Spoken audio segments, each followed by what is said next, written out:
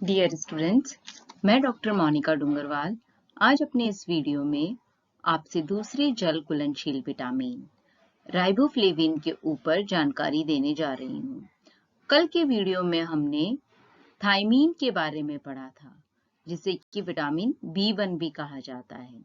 आज हम कंटिन्यू कर रहे हैं राइबोफ्लेविन, जिसे कि विटामिन B2 भी कहा जाता है। सन 1879 में दूध में उपस्थित एक चमकीले पीले हरे पदार्थ की खोज हुई थी।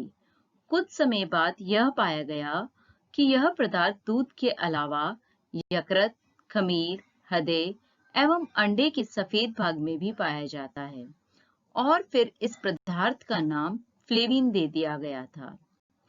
राइबोज शुगर के समान इसकी रचना होने के कारण बाद में इसका जो नाम पड़ा, इसका नाम राइबोफ्लेविन हो गया, जिसे कि विटामिन B2 भी कहा जाता है।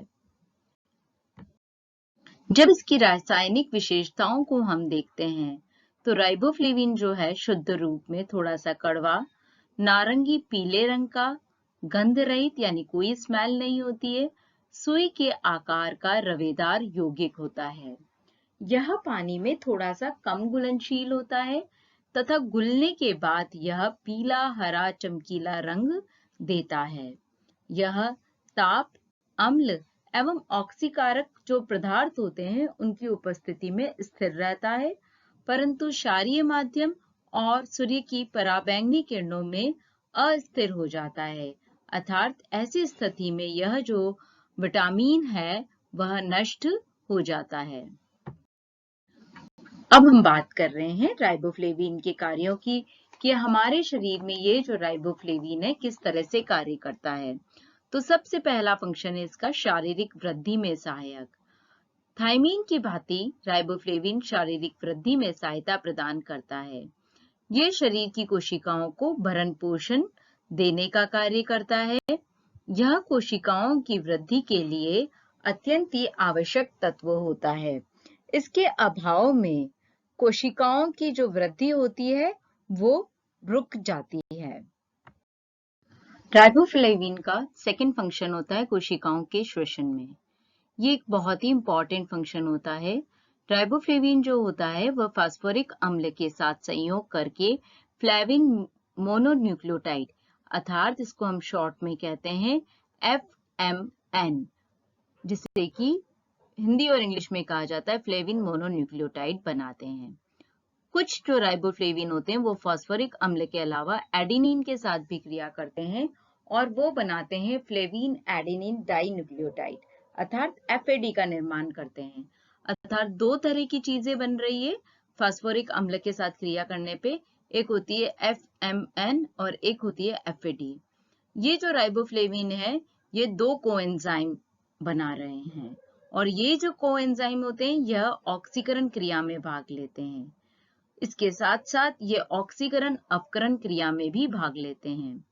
अतः यह कार्बोहाइड्रेट, वसा, प्रोटीन की उपापचयी क्रिया में सक्रिय रूप से भाग लेने का कार्य करते हैं।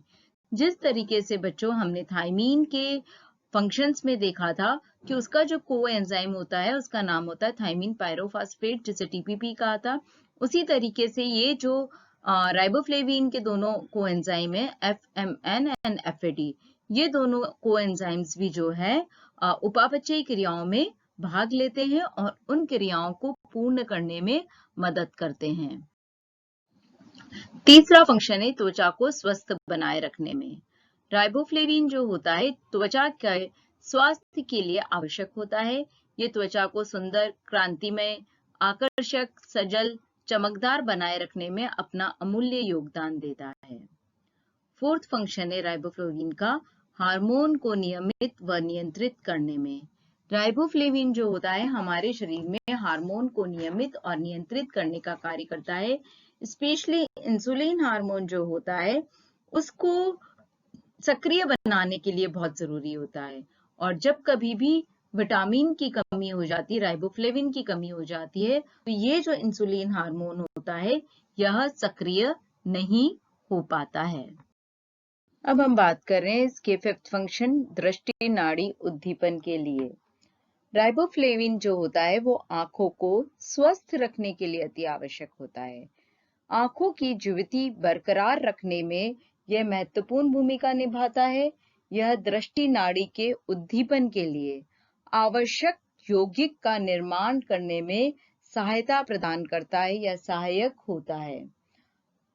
आंखों का जो रेटिना होता है, इसके अंदर जो राइबोफ्लेविन है वो स्वतंत्र रूप से पाया जाता है और रोशनी के संपर्क में आकर ये यौगिक बनाता है और यही जो यौगिक होता है हमारी जो ऑप्टिक नर्व होती है या दृष्टि नाड़ी होती है इसको उत्तेजित करने में मदद करता है और हमारी ज्योति को बरकरार रखने में मदद करने का कार्य करता है।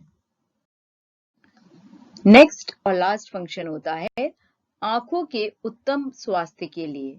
राइबोफ्लेविन जो है आंखों के उत्तम स्वास्थ्य के लिए भी अत्यंत महत्वपूर्ण होता है और इसके अभाव में नेत्रों की जो रक्त कोशिकाएं होती हैं इनमें घाव हो जाता है, आंखों में जलन होने लगती है, साथ में आंख से पानी गिरने लगता है, आंखों से वस्तुएं जो है स्पष्ट रूप से दिखाई नहीं देती है, आंखों का जो कॉर्निया होता है बच्चों वो भी प्रभावित होता है। राइबोफ्लेविन जो है लाल रक्त कणिकाओं के निर्माण में भी कुछ हद तक सहायक होता है। अब इस स्लाइड में हम बात कर रहे हैं बच्चों राइबोफ्लेविन की कमी के प्रभाव के ऊपर। जब भी हमारे शरीर में राइबोफ्लेविन की कमी हो जाती है तो हमारी स्किन, हमारे लिप्स, हमारी आईज के ऊपर सबसे पहले इफेक्ट देखने को मिलता है।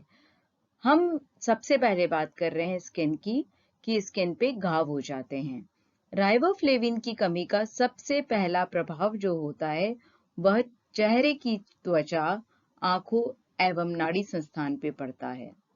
इसकी कमी के कारण से नाक, कान, गला, चेहरे की जो त्वचा या स्किन होती है वह लाल हो जाती है। साथ में इस स्किन पे पपड़ियां निकलने लग जाती है या हम कहें कि ड्राइनेस आती है जिससे कि पपड़ियां बनके उतरने लग जाती है। मुंह और चेहरे पे घाव हो जाते हैं, अर्थात हमारा जो त्वचा है या हमारी जो स्किन है उस पे घाव नजर आने लग जाते हैं। सेकंड जो है इसकी कमी के प्रभाव में हमारा होठ प्रभावित होता है। होठों के किनारों में घाव हो जाते हैं जिसके कारण से किनारों पे घाव होने के कारण से मुंह पूरी तरह से खुल नहीं पाता है। अगर मुंह नहीं खुल रहा है और हम जोर लगा के मुंह खोलते हैं तो होठों के किनारे जो होते हैं वो फट भी जाते हैं और इसमें से रक्त भी निकलने लगता है और इसे एंगुलर स्टोमेटाइटिस भी कहा जाता है। एंगुलर स्टोमेटाइटिस जो है हमारे लिप्स से जुड़ी हुई बीमारी है जिसमें कि हमारे होठों के किनारे जो हैं वो फट गए हैं और उसमें से ब्लीडिंग हो रही है और हम मुंह नहीं खोल पा। अब जो होठों के किनारे फटने लगते हैं इसे चिलोसिस कहा जाता है। होठों के ऊपर की जो स्किन है बच्चों, जो बाहर के आपके होठ दिख रहे हैं, इस चिलोसिस में वो स्किन भी छिल जाती है और उस ऊपर की जब स्किन छिलती है तो उसके नीचे की अत्यंत मुलायम कोमल गुलाबी रंग की त्वचा रह जाती है और इस पे थोड़ा सा भी लग जाने पे घाव हो जाते हैं और कई बार इस पर पीले रंग का रवेदार पदार्थ या येलो क्रिस्टल्स जम जाता है और दबाने पर इसमें से पस निकलता है और इस स्टेज को चिलोसिस कहा जाता है।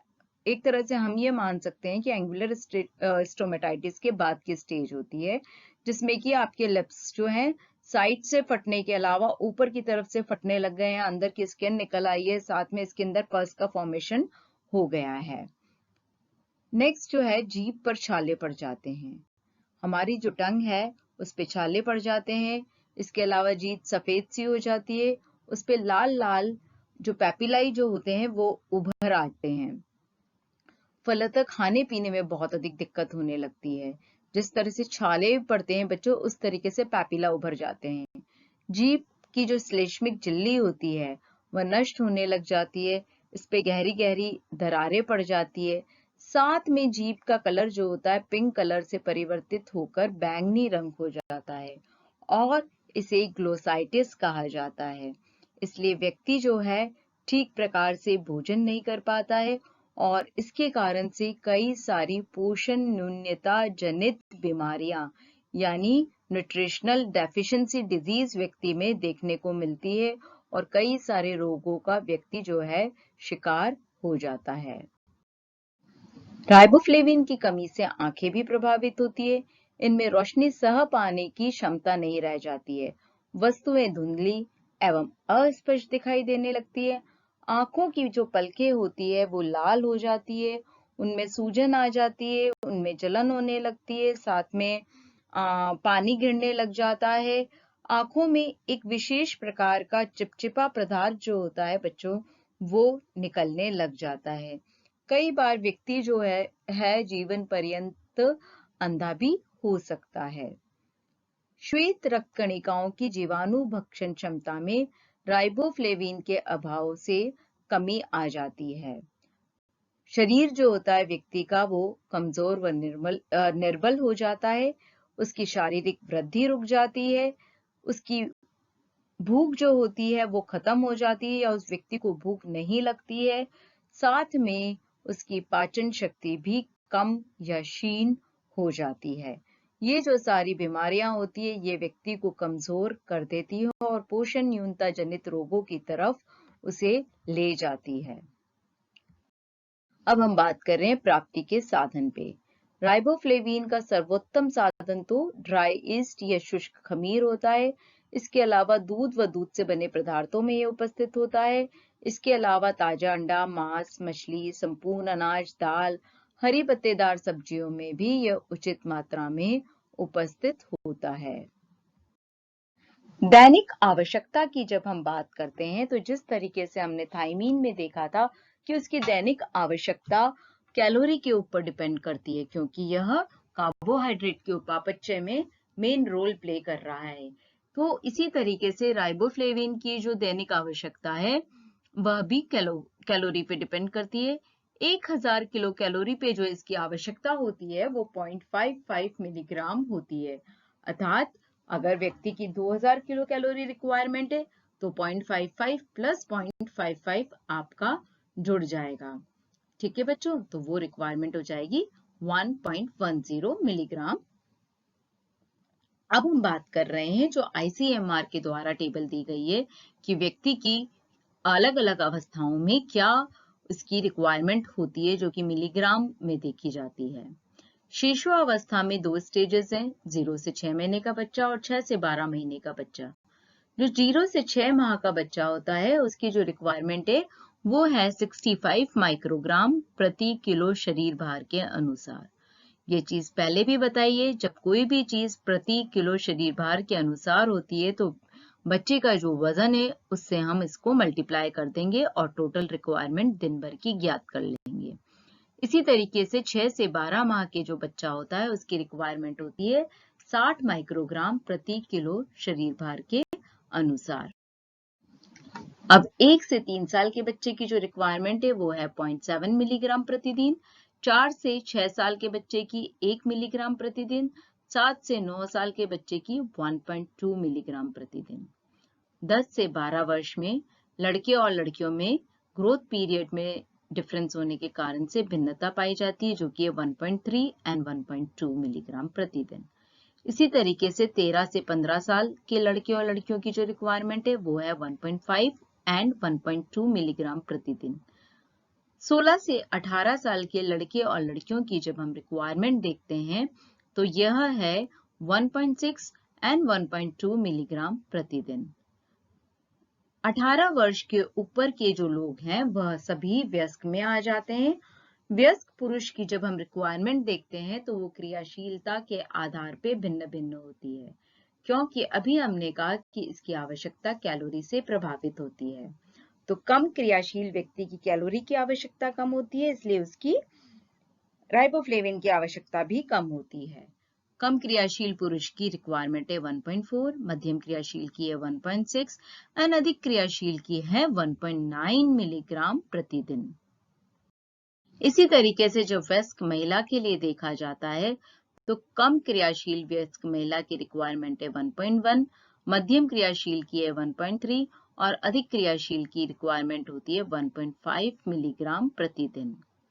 गर्भस्थ महिला की रिक्वायरमेंट है +0.2 मिलीग्राम प्रतिदिन, अर्थात वो जिस भी तरह का कार्य करने वाली महिला है उसके राइबोफ्लेविन की रिक्वायरमेंट में हम यह ऐड कर देंगे।